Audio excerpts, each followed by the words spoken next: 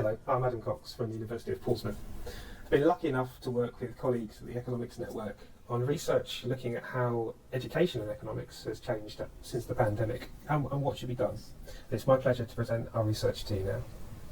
So undoubtedly, the pandemic changed the higher education, learning, teaching and assessment landscape worldwide. And this has brought about discussion on challenges and opportunities for transformation, the pedagogical underpinning, and how these are perceived outside of the education sector. Our research seeks to understand how teaching, learning and assessment practices of economics courses in the UK have adapted in response to the COVID pandemic.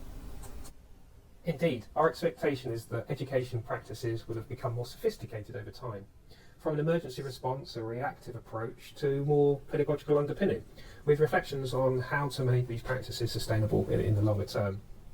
To do so, we identified two main periods in time that we've called Wave 1 and Wave 2, from the emergency response in spring 2020 with the adaptation into that new year of 2020 to 2021, all the way up to the beginning of the new academic year in 2021.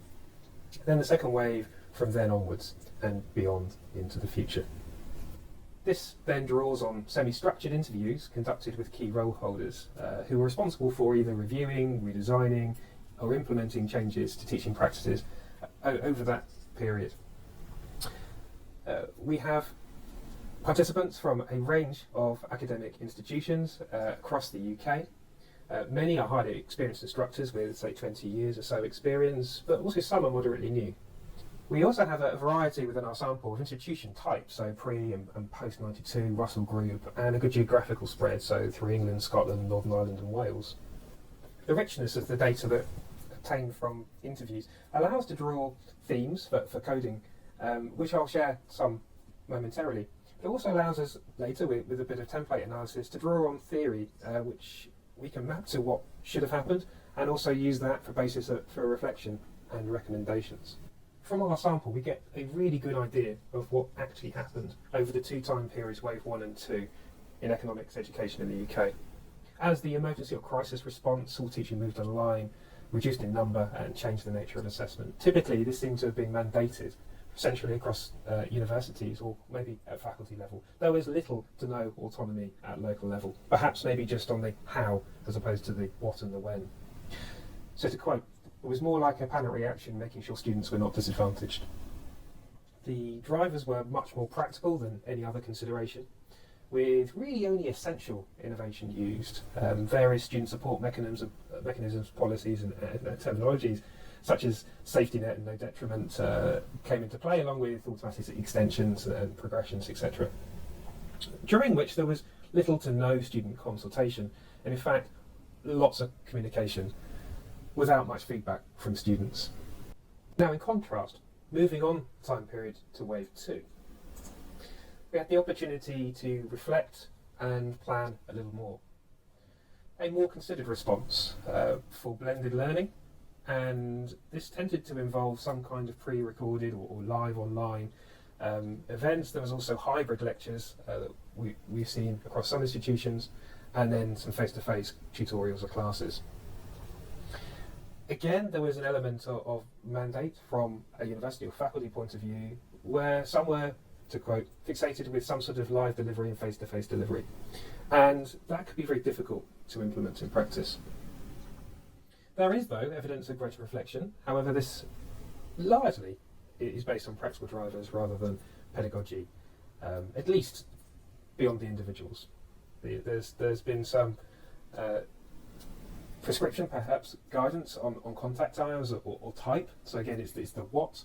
And this has been described really as more risk aversion, a real concern about demand, responses, and of course the discussion which we saw nationwide and in the press about value for money and fees, recruitment of course, and competition, which that mixture led really to the eroding any kind of first movers, which really did leave an open door, I think, to take advantage by some.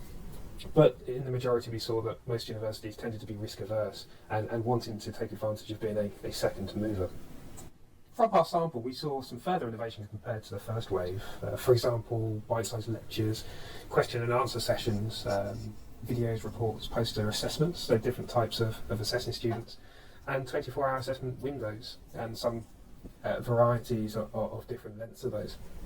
However, arguably most of those are more incremental than groundbreaking.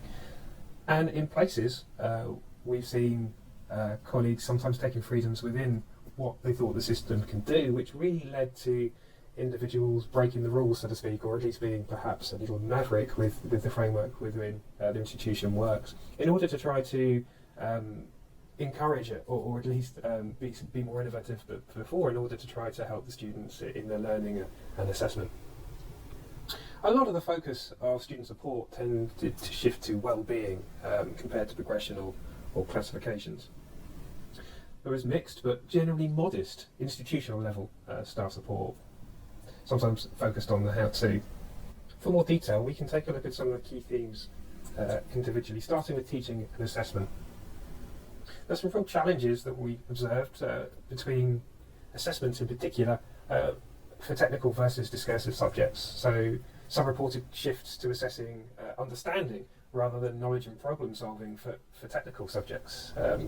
In the light of removing a formal examination and having some kind of online or open book format, has been really challenging when essentially you're trying to test things like mathematics, when there's always a right answer or something along those lines.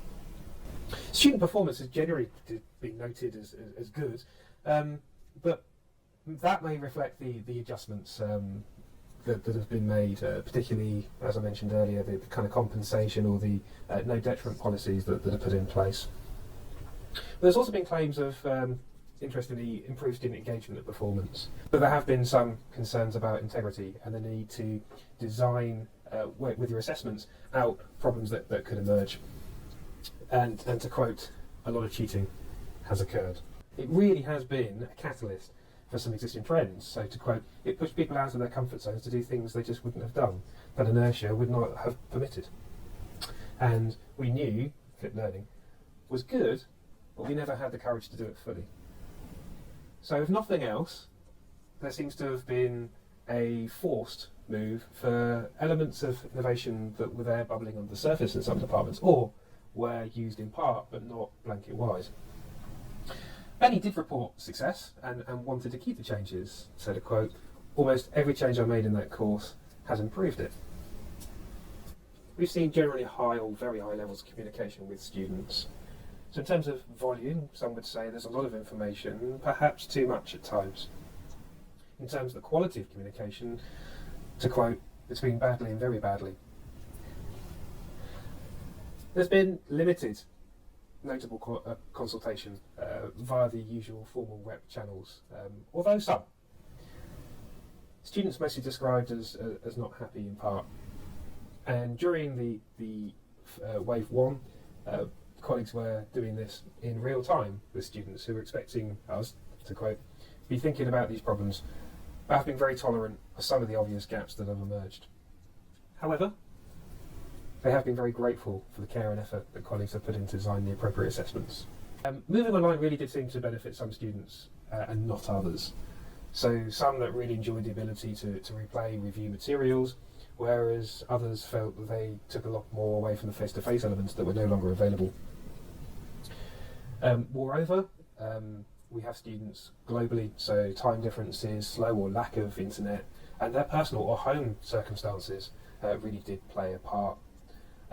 From personal anecdotal experiences, I was teaching students that had a very nice life with a big garden and a big house, that been well fed, with all the technology and computers they could ever dream of, whereas others were restricted just to say their tablet or mobile phone device and perhaps mobile data rather than a secure internet that they can rely on as Wi-Fi. There's definitely a sense of strong collegiality amongst the departments, including the local level technical support and a sense of it's a shared experience under adversity. However, of course, there was a lot of noting of exhaustion and well-being being a common concern. Working beyond hours or with great uncertainty can be extremely tiring, particularly continually trying to change, so you get the change fatigue or initiative fatigue creep in as well. Program leaders and directors are often engaged in arbitration and mediation. I can't just go, right, this is how we're going to do it, because my colleagues would resist that. It's about consultation, even if the university is telling us they want something. And I think really that quotation sums up quite a lot of responses from those in that kind of position.